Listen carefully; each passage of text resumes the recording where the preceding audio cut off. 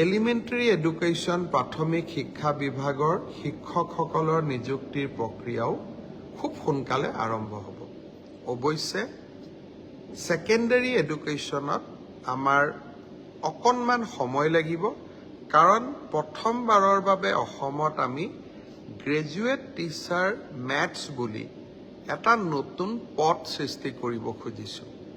আমাৰ স্কুলবিলাকত হাইস্কুলবিলাকত ইমান দিনে গ্ৰেজুৱেট টিচাৰ ছায়েন্স আছিলে, মেথছৰ বাবে সুকীয়া শিক্ষক নাছিলে।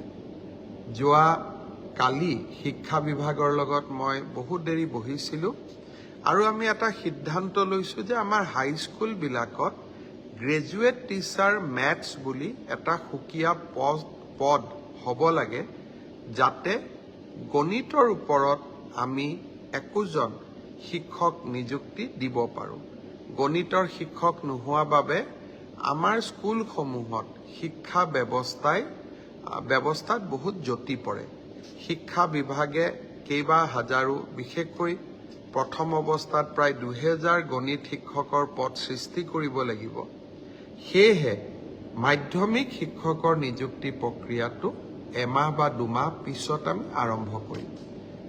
সেই হ'লেও মোৰ লক্ষ্য যে এই গোটেই পোষ্টখিনি গ্ৰেড 3ত 7600, গ্ৰেড 4ত 5000, পুলিচত 6434, এলিমেণ্টাৰী এডুকেশ্যনত 5550 গৰাকী শিক্ষক, ছেকেণ্ডাৰী এডুকেশ্যনতো প্ৰায় 8000 শিক্ষক, এই গোটেই অৰ্থাৎ প্ৰায় 35000 নিযুক্তি আমি মাৰ্চ মাহ বা এপ্ৰিল, বিশেষকৈ বহাগ বিহুৰ আগতে আমি শেষ কৰিব খুজিছোঁ।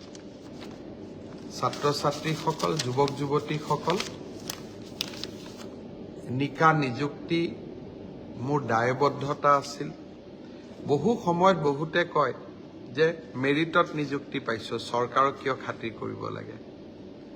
পংকিলতাৰ দিনত ৰাজনৈতিক দৃষ্টিৰ পৰা আঁতৰি মেধাৰ ভিত্তিত নিযুক্তি দিয়া সিদ্ধান্তই ৰাজনৈতিকভাৱে আমাক কৰবাত বহুত ক্ষতি কৰে। আনকি আমাৰ দলৰ মানুহবিলাকো বা আমাৰ দলৰ কাৰ্যকৰ্তাবিলাকো কেতিয়াবা মন বেয়া কৰে যে আমি দল কৰোঁ কিন্তু চাকৰি আমি নাপাওঁ। তথাপিতো মেৰিটত নিযুক্তি দিয়া মোৰ এক দায়বদ্ধতা আছিল আৰু সেই দায়বদ্ধতা পালন কৰাৰ বাবে মই আকৌ এবাৰ সাজু হৈছোঁ। বহুদিন অসমত বহু ধৰণে নিযুক্তি হৈছিল, কিন্তু মেধাৰ ওপৰত নিযুক্তি এনেকৈ কেতিয়াও হোৱা নাছিল।